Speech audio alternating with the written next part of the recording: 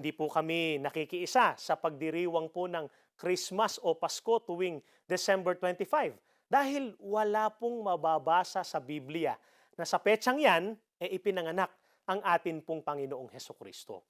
Sa tanong po sa atin na big deal daw ba, kasalanan daw ba na i-enjoy ng iba yung mga tinatawag na Christmas traditions, samantalang yun daw ay holiday celebration lang naman. Mga kaibigan, narinig at napanood na po natin kanina na ang petsa at mga iba't ibang kaugalian o tradisyon na nakapaloob po sa pagdiriwang ng Pasko o Christmas ay mula po sa mga pagano.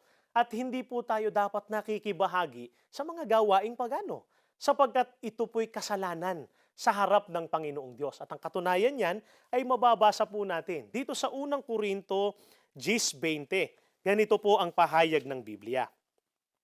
Kundi ang inihahandog ng mga pagano ay handog sa mga demonyo at hindi sa Diyos. Ayaw kong makibahagi kayo sa mga demonyo.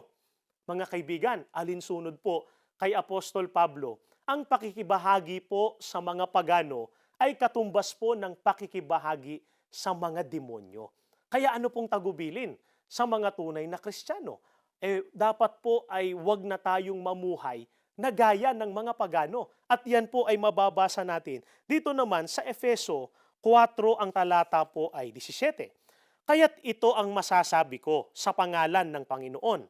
Huwag na kayong mamuhay na gaya ng mga paganong walang kabuluhan ang mga iniisip.